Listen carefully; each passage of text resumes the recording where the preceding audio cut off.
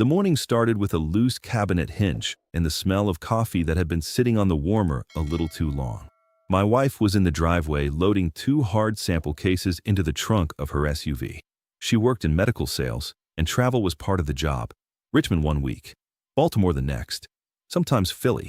I was used to it by then. After years in the service, I had spent enough of my life being the one who left before sunrise that I never made much of her overnight trips.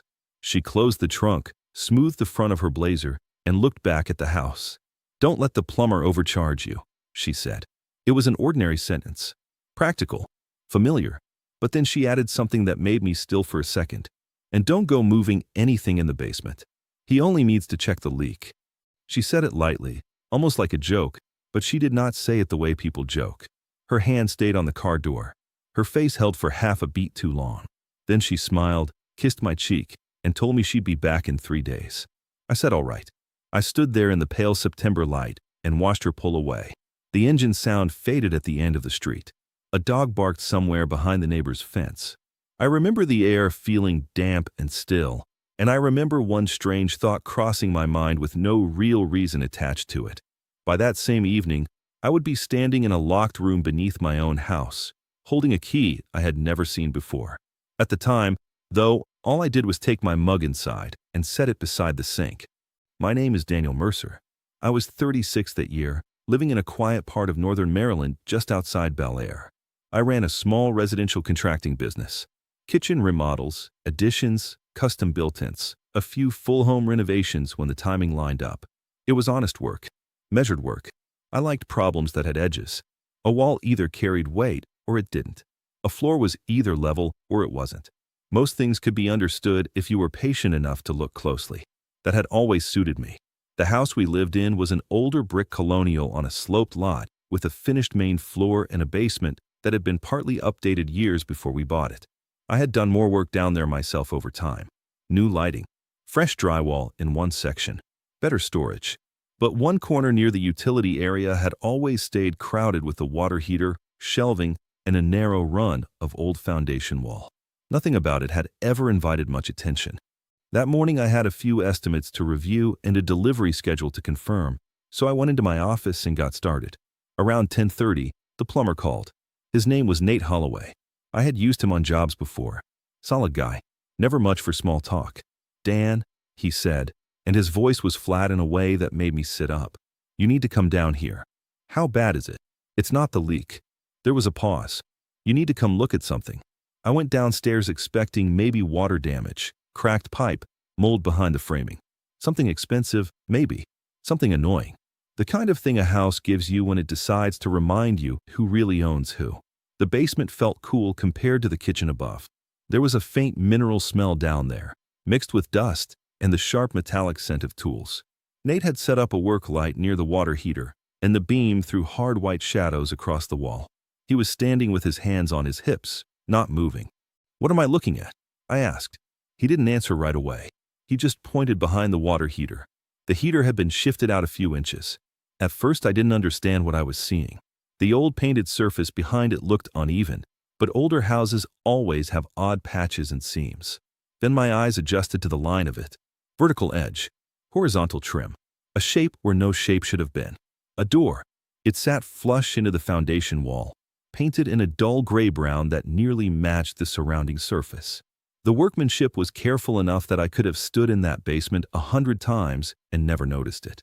There was a modern padlock on the latch. Heavy, clean, not old at all. I stepped closer without speaking. Nate lowered his voice, though there was no one else in the house. I had to move the heater to reach the back line. When I got the light behind there, I saw the hardware first. I crouched and ran my fingertips near the edge of the frame without touching the lock. The wood was smooth, not ancient, not original to the house. Then I noticed the strip around the seam. Fresh weather seal, not decorative, not casual, installed for a reason. "You knew this was here?" Nate asked. I looked up at him. No, he studied my face for a second, probably deciding whether he believed me. Then he nodded once.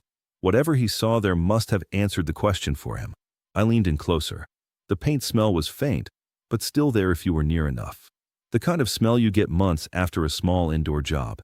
There were tiny scrape marks on the concrete floor, recent enough to catch the light.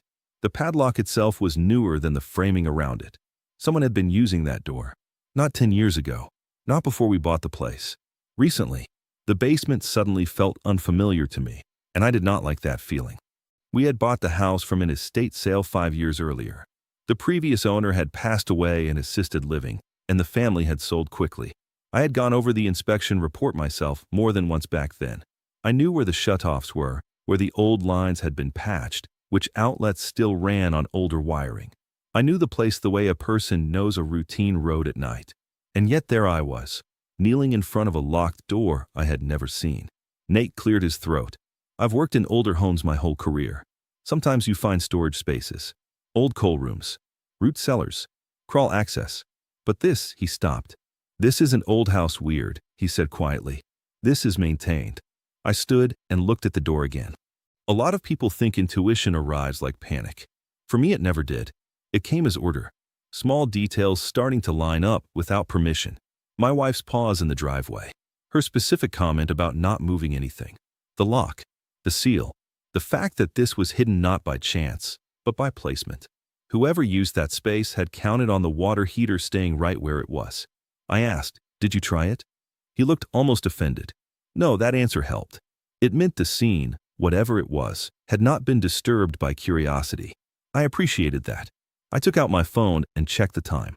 10:47 a.m. Then I did what I always do when something feels wrong and I need clear steps. Step 1. Confirm what I was looking at. Step 2. Make sure I wasn't alone when I opened it. Step 3. Document everything before anyone could explain it away.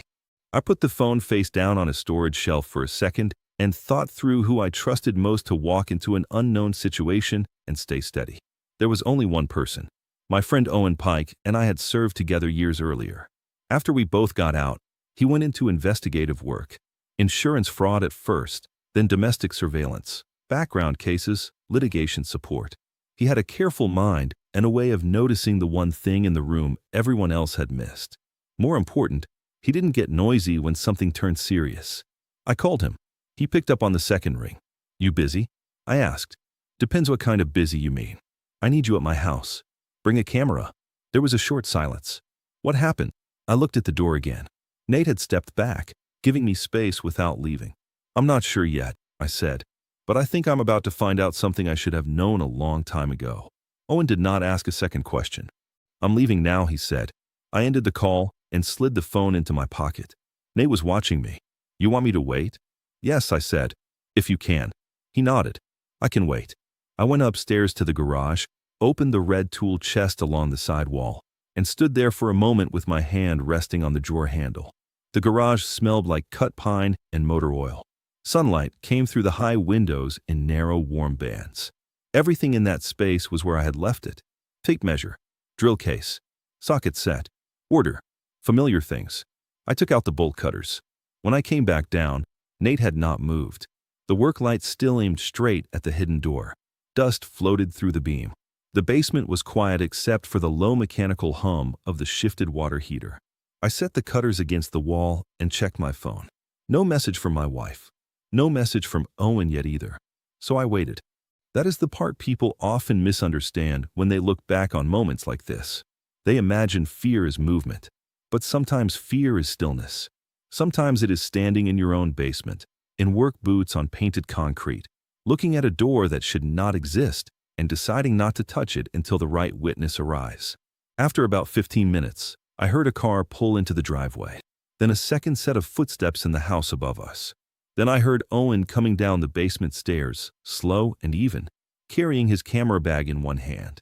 He reached the bottom, looked at my face first, then at the door, and let out one quiet breath through his nose. "All right," he said. He set the bag down on the floor and unzipped it. Then he looked at me and asked, very calmly, "Do you want me rolling before you cut the lock?" I looked at the door one more time. Then I waited. Owen did not repeat himself. He just stood there with the camera in his hand, waiting for my answer. The work light cast a hard white line across the floor between us. Nate stayed near the stairs, uneasy but steady. I could hear the faint tick of cooling metal from the water heater where it had been shifted out from the wall. "Start now," I said. He turned the camera on without a word.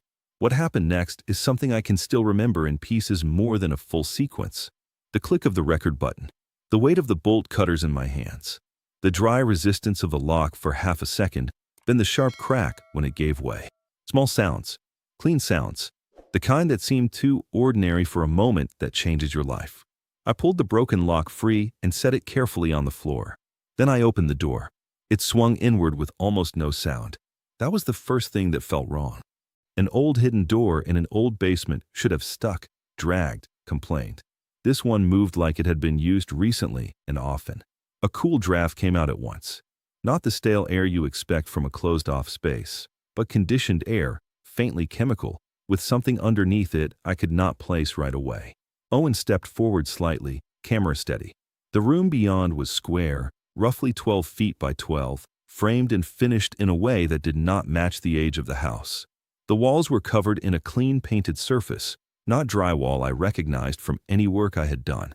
The floor was coated in some kind of sealed material that reflected the work light in a dull shine. There was a drain in the center, metal shelving on one wall, a stainless work table in the middle. For 1 second I tried to understand it as something harmless. Storage, a previous owner's workshop, an odd utility room. My mind offered those explanations automatically, almost politely, before the details refused them. There were restraints attached to the table, not improvised, installed, padded cuffs, fixed points, clean lines. Nate made a sound behind me, low in his throat. Owen said nothing. I heard the quiet mechanical zoom of the camera adjusting. On the shelving were labeled plastic bins, sealed containers, gloves, wipes, disposable gowns, syringes in unopened packaging, rolls of tape, and several lockboxes. One cabinet door stood slightly open. Inside were neatly arranged bottles and vials, some with pharmaceutical labels, some without. I moved one step in and stopped. On the far wall was a corkboard. Photographs were pinned across it in straight rows. I did not walk closer right away. I knew before I saw them clearly that whatever was on that wall would settle the question of what this room had been used for. There is a moment in some situations when your mind stops asking whether you want the answer. It understands the answer is already there. I stepped closer anyway. The photographs showed women, different dates. Most of the shots had been taken in this room. Some on that table, some against the wall. Most of them looked unconscious or barely aware. Wrists slack, eyes closed, bodies arranged by someone else. A few of the dates written in black marker on the bottom edge went back nearly 3 years. I stood still and read them one by one. Dates, initials, locations, orderly, repeated, documented. I have been in places overseas where the danger was immediate and obvious. Noise, dust, movement. You react because you have to. This was different. This was quiet, domestic, organized. It sat under my own house behind a wall I had walked past for years, and the worst part was how methodical it all was. Whoever created this room had not acted in panic or impulse. This had been built, supplied, maintained, and used according to routine. Nate turned away and put a hand against the basement wall. "You need to call the police," he said. "I know," I said, but I did not reach for my phone yet. I kept looking. There was a desk in the back corner with a closed laptop, 2 external drives, a paper calendar, and a stack of file folders aligned with an attention to detail that made my chest feel hollow. Beside the desk sat a small trash bin lined with a fresh bag. Even that looked recent. Nothing in the room felt abandoned. Nothing felt leftover. Owen lowered the camera for a moment and looked at me. Dan, his tone was not a warning. It was a check. I nodded once. "Keep filming." He raised it again. I went to the desk and opened the top folder. Inside were profile sheets, printed forms, women's names, ages, work details, travel dates, conference registrations, hotel notes, driver's license copies, social media photos, handwritten observations. I turned one page, then another, then another. It was a system, not random victims. Selected ones. Some pages had notes clipped to them. Out of town. No local family. Alcohol okay. Met at event. Repeat contact possible. The handwriting on several of those notes was neat, narrow, familiar. My wife's. For a moment, everything in the room receded except that one fact. I knew her handwriting the way you know a spouse's footsteps in the hall. Grocery lists, birthday cards, sticky notes on the counter, little reminders on the fridge. There was no mistaking it. I put the folder down very carefully. Owen saw my face change. "What is it?" I answered without looking at him. "That's Lauren's handwriting." He did not say anything after that. He just kept recording. My wife's name was Lauren Mercer in this version of my life. And until that morning, I would have told you she was disciplined, ambitious, private about work, and sometimes difficult to read when she was tired. I would not have told you she was cruel. That word had never belonged to her in my mind. Not even in anger. Not even on our worst days. And yet there it was on paper. Her writing. Her notes. Her order. I opened another folder. Then another. Receipts. Hotel key sleeves. Burner phone numbers. Expense records. Purchase orders tied to Shell accounts. A spreadsheet printout with dates, initials, and amounts large enough to turn the whole thing from depravity into enterprise. There were deposits listed, transfers, coded references to locations, and recurring payments from someone identified only as MJ. I read that set of initials 3 times. Then I reached for my phone. This time I called 911. I gave the address, stated that we had found what appeared to be evidence of multiple serious crimes inside a concealed room in the basement, and requested immediate response. I kept my voice level. The dispatcher asked whether anyone was injured, whether a suspect was present, whether firearms were seen. I answered each question in order. No, not yet. When I ended the call, the basement seemed quieter than before. Nate wiped his palms on his jeans. "Are they coming?" "Yes." "How long?" "Soon." He nodded, but he did not look steadier.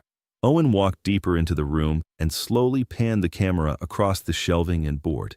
Then he paused near the desk. "There's more," he said. I turned. At first I thought he meant another stack of files. Then I saw what he was looking at. The rear wall had a seam in it. Not obvious. More like a panel line hidden inside the trim.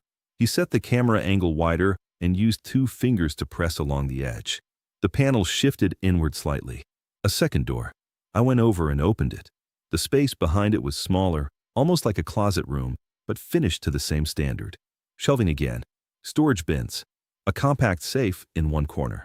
And on the shelves, personal items. Phones. Wallets. Jewelry. Identification cards. Things taken from people and kept. Not evidence for a job. Not supplies. Not tools. Keepsakes. That second room disturbed me more than the first, because it removed the last possible illusion that this had been purely transactional. The people involved had kept objects. Souvenirs. Memory pieces. The kind of thing that says the crime was not just useful to them. It mattered to them in a deeper and uglier way. Nate did not come any farther. He stayed in the doorway to the main room, pale and silent. I stepped back out of the smaller room and looked around once more, this time not as a husband trying to make sense of betrayal, but as a man sorting facts under pressure. The room had climate control, which meant electrical work. The supplies were current, which meant regular access. The records were organized, which meant repeat activity. The weather seal on the door, the fresh paint, the hidden second compartment. None of it had been assembled in a rush. Whoever had done this had help.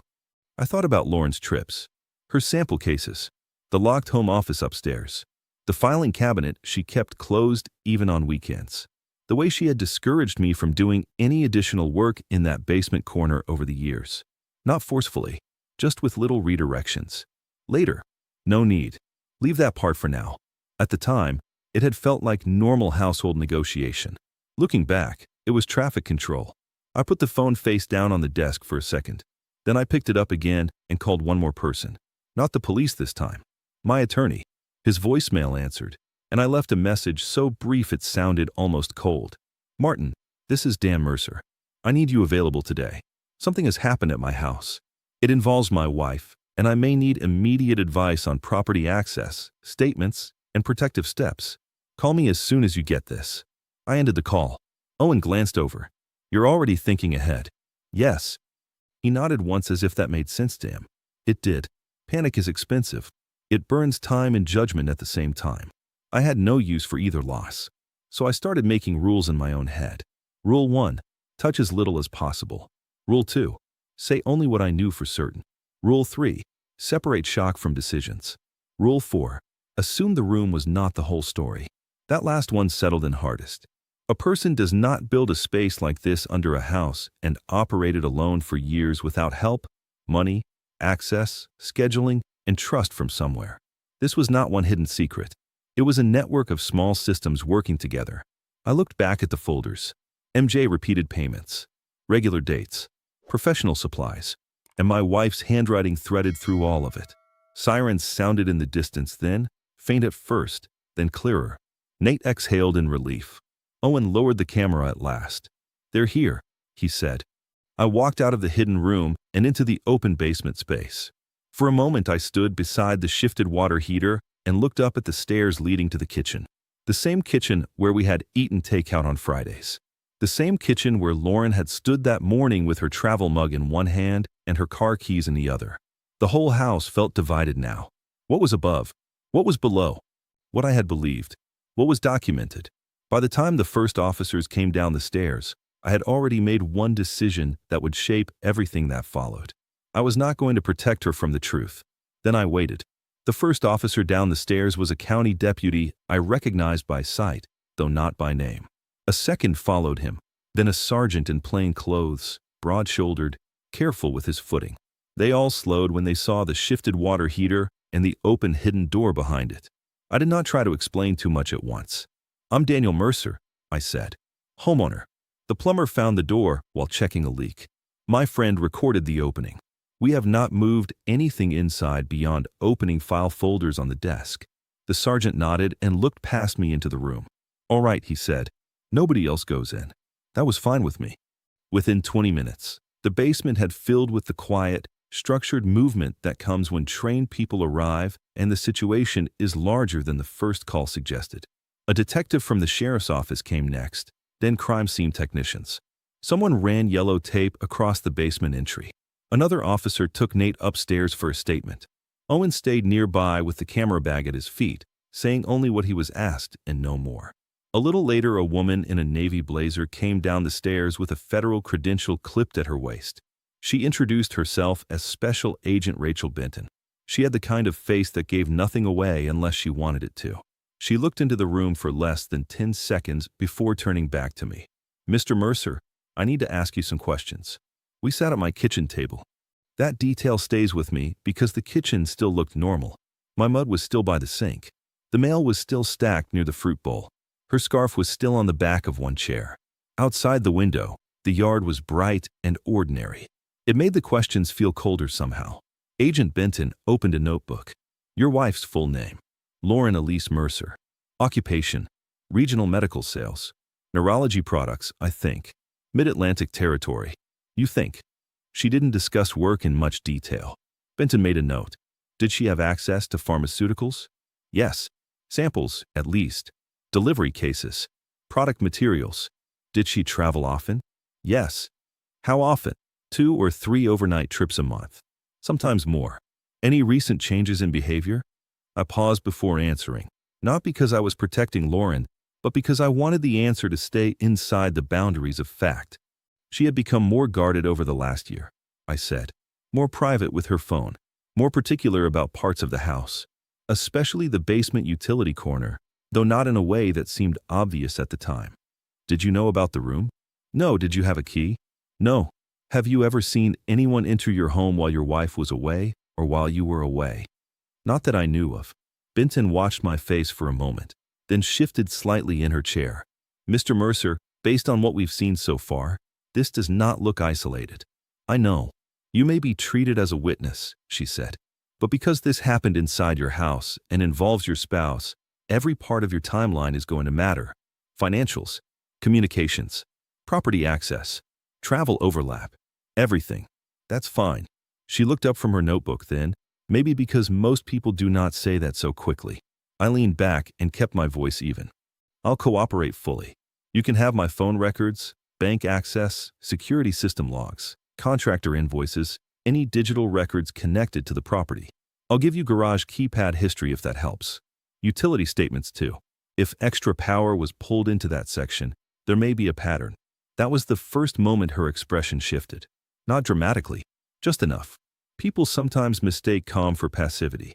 They hear a level voice and assume the person attached to it is overwhelmed or slow to understand what is happening. Agent Benton stopped writing for half a second because she realized I had already moved past shock into systems. "Do you work in compliance?" she asked. No. Then how did you get there so fast? I build things for a living, I said. And before that I worked in places where details kept people alive. If something existed under my roof for 3 years, it left traces. That answer seemed to settle something between us. All right, she said. Start with the house. So I did. I walked her through every renovation I had done since we bought the property. Dates, materials, which sections I finished myself, which subcontractors came in and when. I described the basement layout before and after, the water heater relocation history, the shelving I had installed, the areas I had not touched. I gave her the names of every tradesman who had worked on the property in the last 5 years, starting with electrical and plumbing. Then I moved to access, front door codes, side entry, basement exterior door, garage remotes, spare keys, cleaning service schedule from 2 years earlier, now discontinued, alarm settings, camera coverage outdoors, delivery patterns, lawn service days, anything that might show when the house was empty and who could have known it. Benton wrote quickly. Halfway through, she closed the notebook and said, I'd like you to repeat all of this formally on record. I assumed you would. By early afternoon, the driveway was full. County vehicles, unmarked SUVs, a mobile command van. Neighbors had begun slowing at the end of the street. By 2 o'clock, 2 local news crews had set up across from the mailbox. I closed the blinds in the front room and left them closed. My attorney, Martin Hale, arrived just after 3. Martin was in his early 50s, one of those men who never appeared hurried even when he clearly was. He came in carrying a legal pad and a slim leather file. He did not ask for coffee. He did not comment on the marked cars outside. He simply looked at me and said, Tell me what is confirmed. So I told him. Not feelings, not guesses. Confirmed. Hidden room. Documented victims. Records. My wife's handwriting. Federal involvement.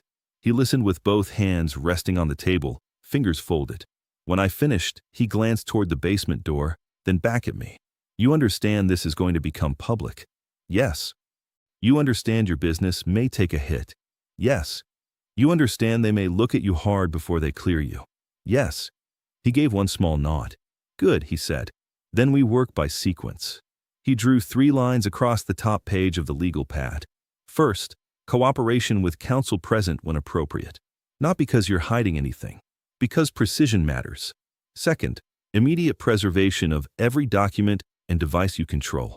No deletions, no reorganizing, no casual calls to friends. Assume everything matters. Third, financial separation. Today, not tomorrow. That matched the way I was already thinking, which helped. I went upstairs with him to the study Lauren used as a home office. An agent was posted outside the door by then, but after a brief discussion with Benton and under supervision, I was allowed to identify what belonged to me, what was jointly held, and what accounts I knew existed. The room smelled faintly of paper and perfume. It was a neat room, desk centered under the window, filing cabinet locked, shelves squared off, pins lined parallel in a tray. The kind of order that can look honest until you have a reason to doubt it. Martin sat in the guest chair while I logged into our shared financial portal on my laptop. I still remember the silence in that room while pages loaded. Checking, savings, mortgage, business operating account, separate, joint credit card, investment account. At first glance, nothing looked unusual. Balances were within normal range. Auto pays intact. No obvious withdrawals large enough to alarm a person looking casually. But casual was over. I exported the last 24 months of transactions and began sorting. Martin watched without interrupting. A forensic accountant would do this later in proper detail, but I did not need one to recognize patterns once I looked for them. Recurring hotel charges not tied to known conference dates. Fuel purchases in towns Lauren had never mentioned. Online payments to logistics firms with generic names. A storage unit billing line I had never seen before. Monthly transfers under a consulting code that always landed 2 days after certain travel reimbursements posted. I highlighted each one in silence. Martin leaned forward. Those recurring transfers. How long? I checked. About 14 months. Amounts. Different, but mostly under reporting thresholds that would catch household attention. 400, 900, 1200, then occasionally larger. He nodded. Intentional. Yes. That word sat in the room between us. Intentional. Not one mistake. Not one reckless decision. A maintained system. I printed the statements and clipped them in date order. Then I made a second stack: mortgage, utilities, property tax, contractor invoices, and all major home improvement receipts. If someone had paid for climate control, soundproofing, lock hardware, plumbing reroutes, or electrical additions tied to that basement section, I wanted a clean path to compare against lawful work. Martin looked at the stacks and gave me a long measuring glance. "You're holding together." "I'm working." He accepted that answer. Downstairs, Agent Benton met us near the dining room and asked whether I had remembered anything else relevant. Instead of answering generally, I handed her 3 categories written on a sheet of printer paper. Property access, financial anomalies, travel overlap. She read it and looked up. "What's this?" "The order I'd use if I were building your timeline," I said. Property access tells you opportunity. Financial anomalies tell you scale. Travel overlap tells you operational rhythm. Benton let out one small breath that might have been approval. "You've done this before," she said. "Not this," I said, "but close enough." She took the page. That was the point when my role in the room changed. I was no longer just the husband who discovered something horrible in his basement. I was becoming useful. Not loud, not central, useful. There is a difference, and people in investigative work know it when they see it. By late afternoon, a digital forensics team had begun imaging devices recovered from the hidden room. A crime scene specialist brought up 2 sealed evidence bags containing paper files and asked me to confirm whether I recognized the handwriting in selected samples. I did. I said so plainly. They documented the identification. At 5:20, Agent Benton came back into the kitchen holding a sheet of paper. "We found a phone number repeated across several logs," she said. "Initials MJ mean anything to you?" "No." "Anyone in your wife's professional circle?" "Not off the top of my head." She studied me for a moment, then added, "We also confirmed that your wife did not check into the Philadelphia hotel listed on her travel calendar this morning." That should have felt like a shock. Instead, it felt like a clean line being drawn where fog had been. "So where is she?" I asked. "We're working on it." I nodded. "Then the travel calendar in the hidden room is false cover, not actual schedule. That's our current read. Check tolling and fuel purchases against the travel days," I said. "If she used conferences as an excuse, the real movement may track to secondary locations, especially if someone else was coordinating victims." Benton tilted her head slightly. "You already think there are others?" "Yes." "Why?" I thought about the room, the supplies, the records, the volume, the physical logistics. "Because one person doesn't build process like that alone," I said. "And one person doesn't maintain it for years under a shared roof without external support." She did not disagree. Around 6, the house quieted in a strange way. Not empty, just more deliberate. The first rush was over. Now came the slower work. Measuring, logging, labeling, cross-checking. I stood at the sink and rinsed out the coffee mug from that morning. The water ran warm over my hands. Outside, one of the news vans switched on a roof light. Blue dusk had started to gather across the yard. I was drying the mug when my phone rang. Agent Benton was across the room, but the call did not come from her. It came from a number I did not know. I answered. A man's voice. Clean, educated, careful. "Daniel Mercer?" "Yes." "This is Michael Jensen from Halcyon Neurological. I understand there may have been some confusion involving your wife today." I said nothing. He continued in the same smooth tone. "Lauren works under a good deal of pressure. If there's some misunderstanding connected to inventory or documentation, I'd strongly suggest you refrain from making assumptions until counsel is present for everyone involved." I looked through the kitchen doorway toward Agent Benton. She was already watching me. "Who is this again?" I asked. "Michael Jensen, Regional Director." His voice stayed calm, but he had made one mistake already. He had called before any formal public release, before local coverage had identified names, before the company should have known enough to manage the situation this directly. That told me 2 things. He was not reacting. He was monitoring. I put the phone on speaker and set it down gently on the counter. Then I looked at Agent Benton and said, very quietly, "You may want to hear this." And then I waited. Agent Benton moved to the counter without making any sudden show of it. Martin set his pen down. Owen, who had been standing near the dining room archway, stayed where he was and listened. On speaker, the man continued in that same polished tone. "Mr. Mercer, I'm sure today has been upsetting. All I'm saying is that workplace materials can sometimes be mishandled or misinterpreted when removed from their proper context. I looked at the phone. What materials are you talking about? A pause. Small. Controlled. Still a mistake. Inventory records. Product transfer logs. Sample accountability. Things of that nature. I said, interesting. Another pause. Then he adjusted. If Lauren has done anything outside company policy, we would obviously cooperate fully. I'm simply encouraging restraint before names are attached to assumptions. The room stayed quiet. I did not glance around this time. What exactly do you think has been found in my house? I asked. This pause was longer. When he spoke again, the smoothness was still there, but now it had edges. I don't think this is a productive conversation. No, I said. It isn't. Then the line disconnected. No one spoke for about 2 seconds after that. Agent Benton picked up the phone, checked the number, and handed it back to me. Do not return that call, she said. I wasn't planning to. She took out her own phone and stepped toward the back hall for better signal. As she left, she said to one of the agents near the basement stairs, I want subscriber records and immediate preservation on this number. Now, Martin looked at me.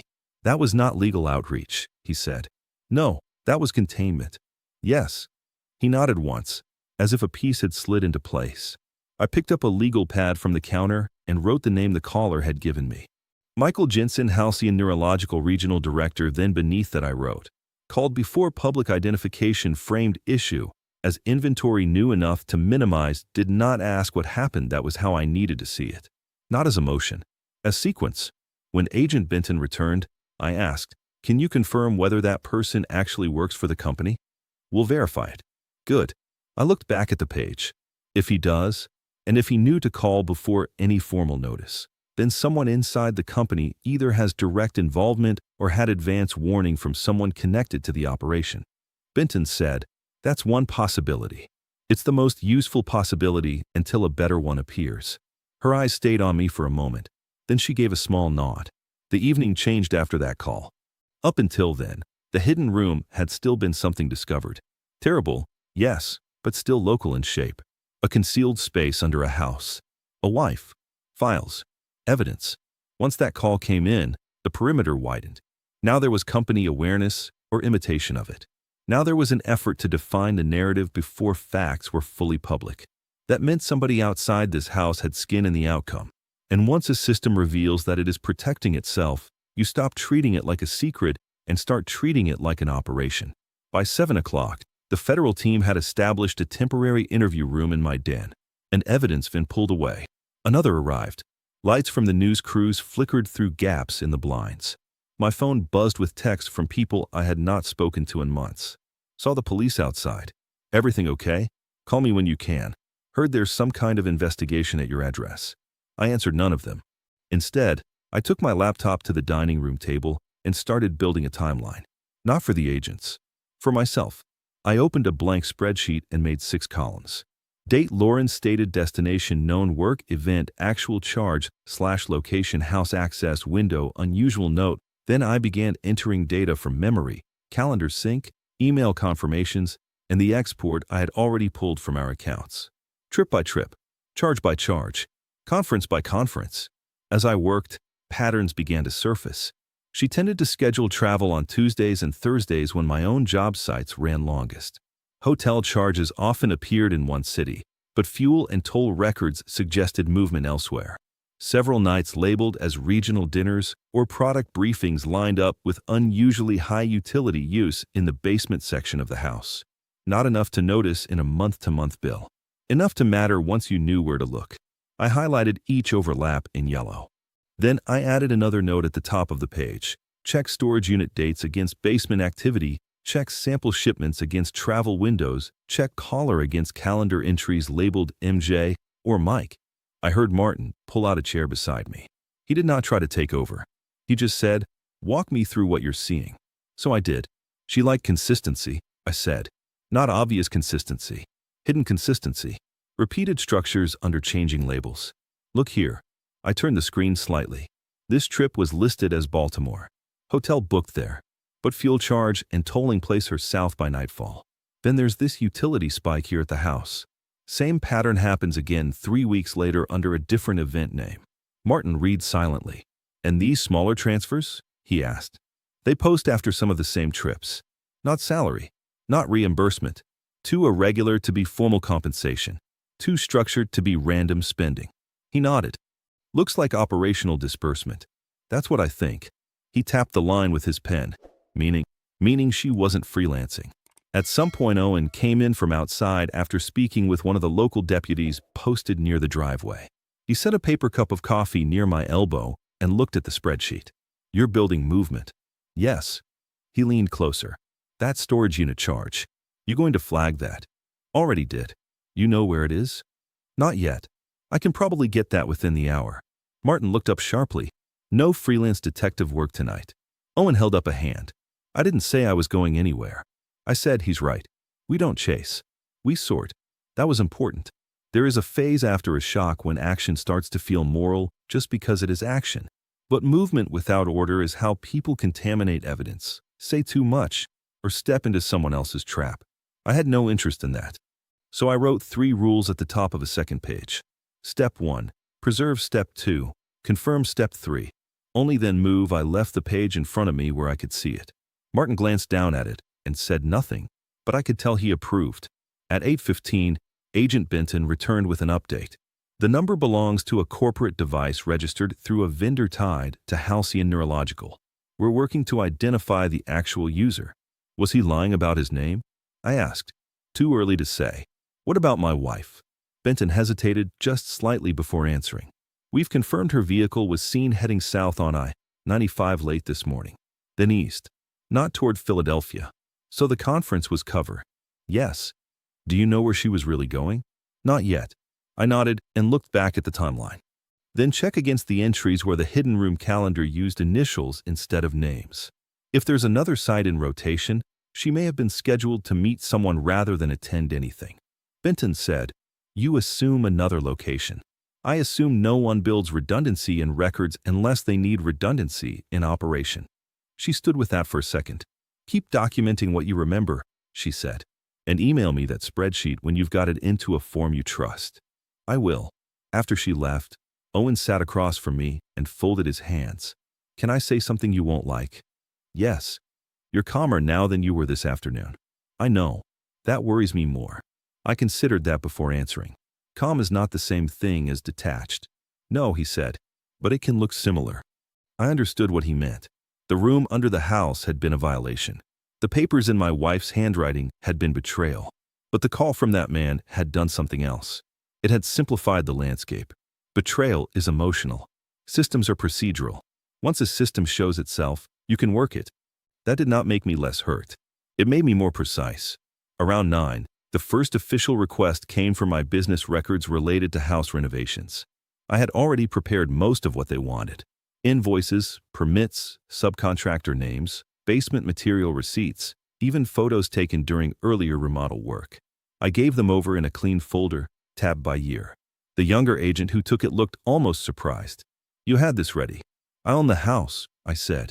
Of course I had it ready. He smiled faintly despite himself and carried it off.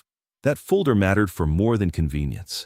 It let me do something I cared about deeply before the suspicion phase had fully begun. It established the boundary between my work on the house and the work someone else had hidden inside it. Dates, materials, permits, photographs. My fingerprints were all over lawful improvements. That was fine. I wanted the separation documented early and clearly. Near 10:30, Martin took a call in the foyer, then came back in with a changed expression.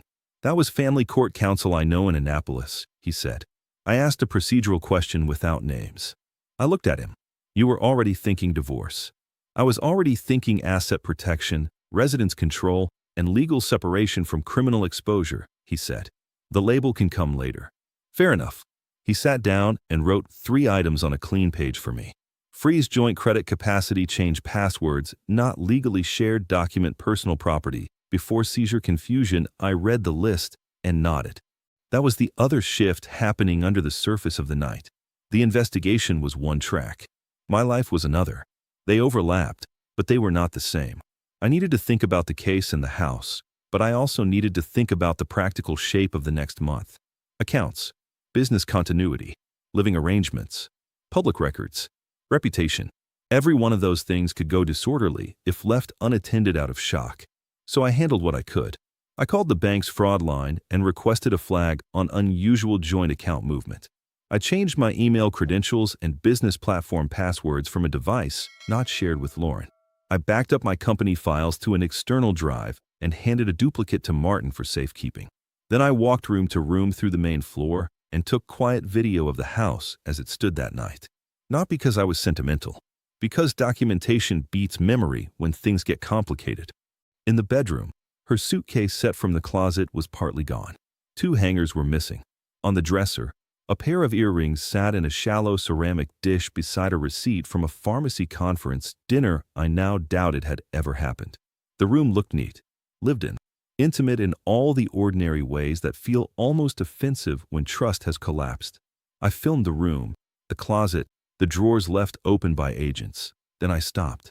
Back in the kitchen, I found Owen where I had left him, sitting quietly with the spreadsheet open on the laptop. He pointed to one line I had missed. Look at this date. I stepped beside him. It was from 11 months earlier. Lauren had claimed to be in Wilmington. Hotel in Wilmington matched. But there was a toll crossing much farther west, followed by a fuel purchase near a private airfield, then nothing until the next morning. I looked at the row for a few seconds. That's not a sales route. No, Owen said. What do you think it is? He tapped the screen once. I think, he said carefully, your house may not have been the center. It may have been one of several controlled sites. That possibility did not shock me. It settled me. Because if it was true, then this was even more dependent on records, patterns, and third-party confirmation than I had first thought, which meant emotion would continue to be less useful than structure. Good. Structure I could work with. A little before midnight, Agent Bennon came back one more time. Her face was tired now, but focused. We located your wife's vehicle, she said. Abandoned in a hotel garage outside Newark. She's not with it. Do you think she ran? I think she changed plans. I absorbed that and asked, what about the caller? We have a likely identification, Benton said. Michael Jensen is real. Senior Regional Operations Manager.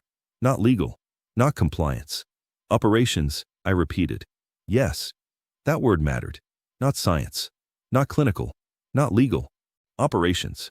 I looked at the legal pad where I had written his name hours earlier. Then I added one more note beneath it. He called because the machine moved before the story did. Benton noticed the line, but did not comment on it. Instead, she said, get some rest if you can. Tomorrow we'll want a formal recorded walkthrough of your timeline, and we may ask you to review photos from your wife's company contacts. I'll be ready. She believed me. After she left, the house finally started to quiet down. Not completely. Agents were still moving in the basement, and a patrol car still sat curbside under the street lamp. But the hard edge of the day had eased. I closed the laptop, stacked the papers into neat piles, and aligned them by the edge of the table. Financials on the left, property records in the middle, timeline notes on top. The simple act of squaring the pages helped more than it should have. Then I put the phone face down. Owen stood and stretched. You want me to stay? Yes, I said. Guest room, if they haven't taken it over. He gave a tired half-smile. Fair enough. I turned off the kitchen light and stood for a moment in the dim spill from the hallway, listening to the house I no longer trusted. Pipes settling, floorboards giving back heat, a muted voice downstairs. The ordinary sounds were all still there, but now there was a map forming underneath them. A company manager who called too early, a wife whose route had split from her story, a storage unit, a private airfield, repeated initials, repeated payments, and a pattern large enough to need more than one hidden room. I knew then that the next day would not be about reacting. It would be about identification, and somewhere in that larger system, someone else already knew the first site had been exposed. Then I waited. I slept for maybe 2 hours. Not all at once, just in pieces. I lay on top of the bed in the guest room with my clothes still on and my phone on the nightstand, screen down, while the house made unfamiliar sounds around me. Once or twice, I heard movement downstairs from the agents still finishing their work in the basement. Around 4 a.m, a truck shifted gears out on the road, and the sound carried through the dark like it always had. Ordinary noise. Wrong setting. By 6:30 I was up. I shaved, changed clothes, and made coffee because the routine mattered more than the taste. The kitchen smelled like fresh grounds and cold air from the back door someone had opened earlier. The sky outside was pale and colorless. One of the news vans was still parked down the street. Owen came in a few minutes later, already awake. "You sleep?" he asked. "Enough." He glanced at the coffee. "That means no." I poured a second mug and handed it to him. Then I went back to the dining room table and reopened the timeline. Overnight, I had stopped thinking of it as a personal reconstruction. It was now an operating document, a way to separate what could be proved from what merely felt obvious. That distinction mattered because the day ahead was going to involve names, faces, and probably pressure. At 8, Agent Benton arrived with 2 other federal investigators and a county detective named Laura Vance. Vance was sharp in the quiet way good detectives often are. No wasted words. No need to prove she was in charge of anything. We sat in the den for the formal walkthrough. A digital recorder was placed on the side table. Benton asked me to state my full name, the date, and confirmed that I was giving the statement voluntarily with counsel available. Martin was there beside me. He had arrived 10 minutes earlier carrying the same narrow leather file and a fresh legal pad. Then we began. I took them through the timeline in order. Not the emotional version, not the marriage autopsy, the operational version, travel claims, actual charges, utility spikes, access windows, unusual account activity. The early call from Michael Jensen. Detective Vance stopped me twice to go deeper on practical details. Who managed the shared online billing passwords? Mostly Lauren, but I had access. Who handled the alarm resets when she traveled? I did if I was home. If I was away, she did. Any signs she restricted your movement in the house over time? Yes, I said, but subtly. Suggestions, not instructions. Specific discouragement around that basement corner. Examples. I gave them. Not dramatic examples. Real ones. Her saying the heater area was dusty and cluttered and not worth the trouble. Her telling me a plumbing fix could wait. Her offering to pay someone else if I ever mentioned reorganizing that section. Small redirections. Repeated enough to form intention once viewed together. Vance wrote each one down. At one point, Benton asked, "When did you first suspect this might extend beyond your wife?" "The moment I saw the room was professionally maintained," I said. "And then again when I found records that looked logistical rather than personal." "What confirmed it for you?" "The call." "Why?" "Because it came too early." The caller wasn't confused. He was trying to frame the category of the problem before the facts had settled. Benton nodded. That answer seemed to matter to her.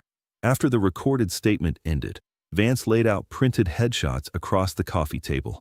Company staff, contacts, regional managers, event coordinators. Some from Halcyon Neurological, some from associated vendors, some from names pulled out of communications found in the hidden room. "Take your time," she said. I did. This was the part of the process where people expect instincts to do all the work, but memory is usually more physical than that.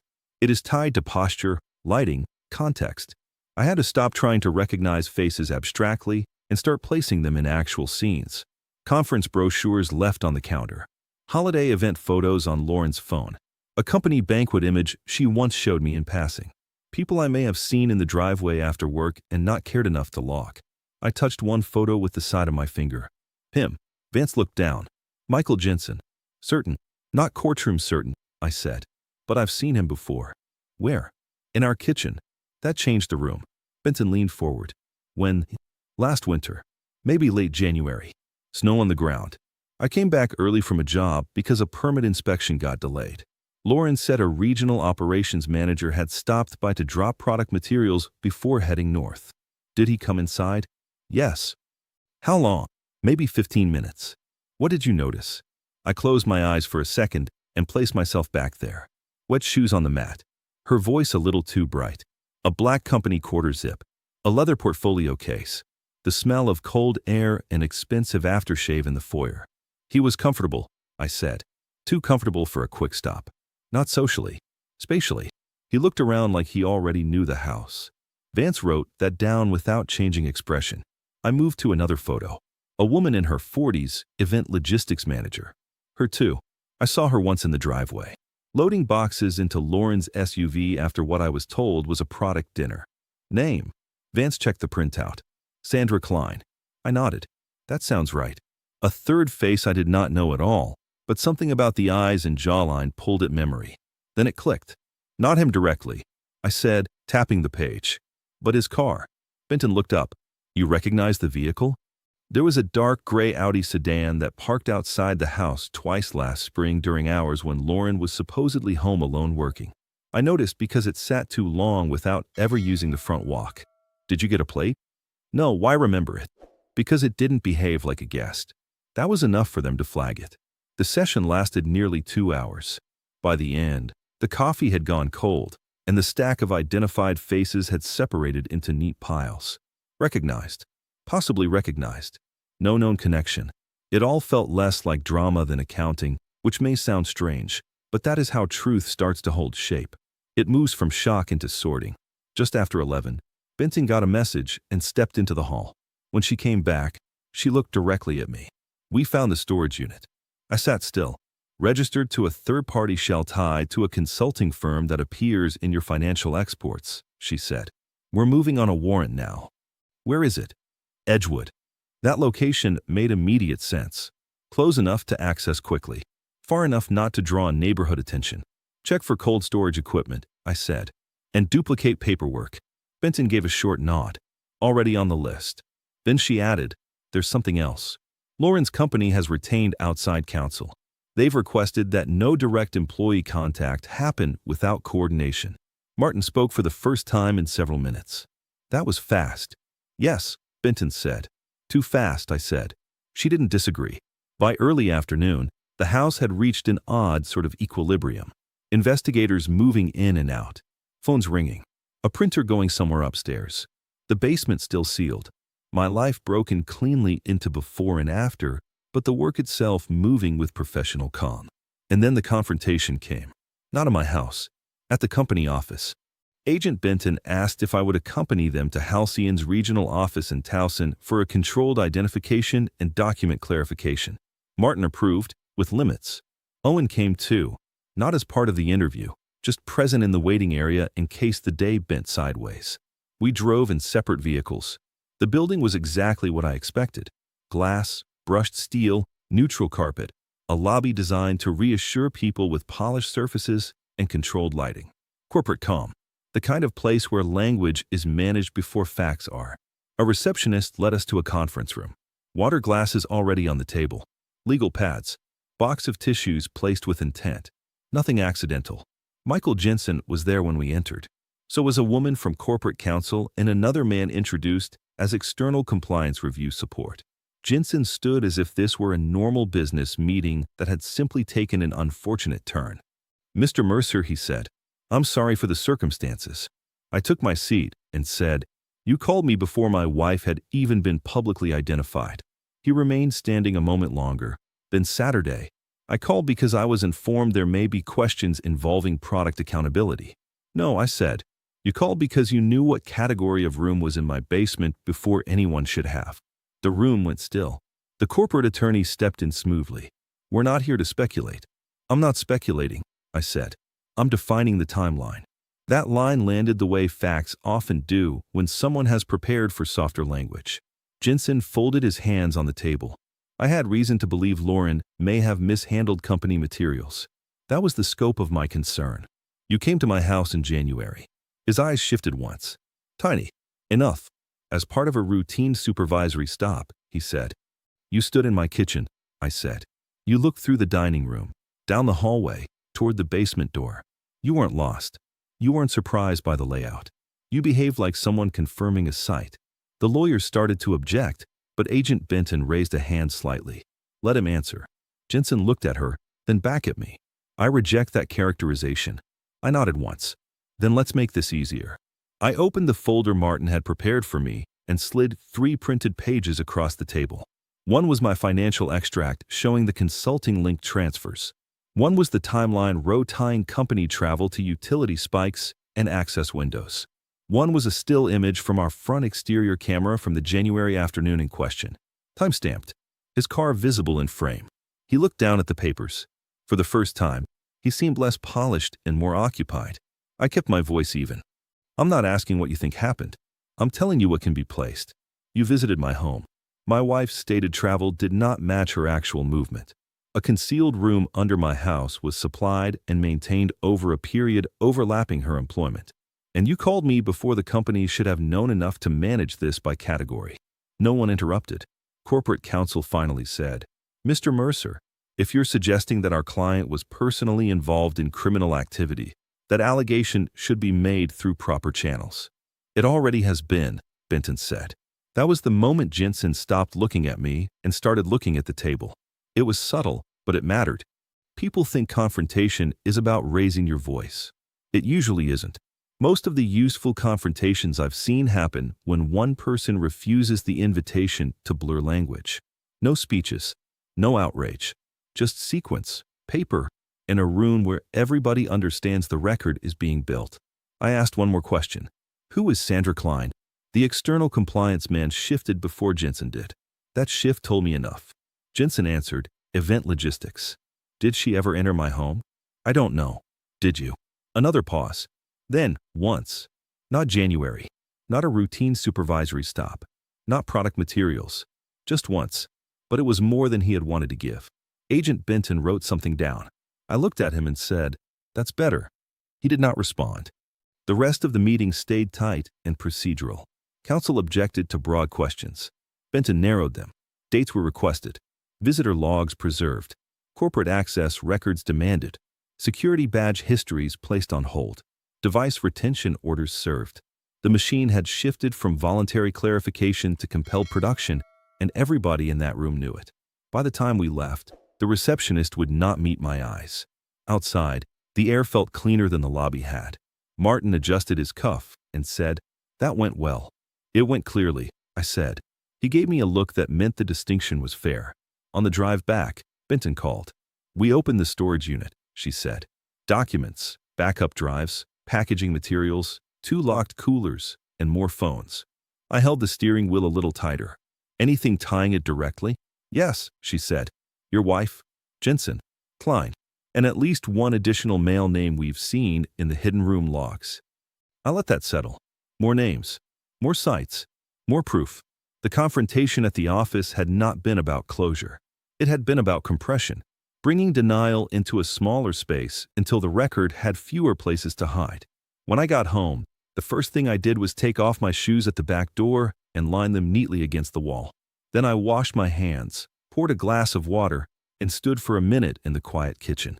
On the counter, my phone lit up with a new message from an unknown number.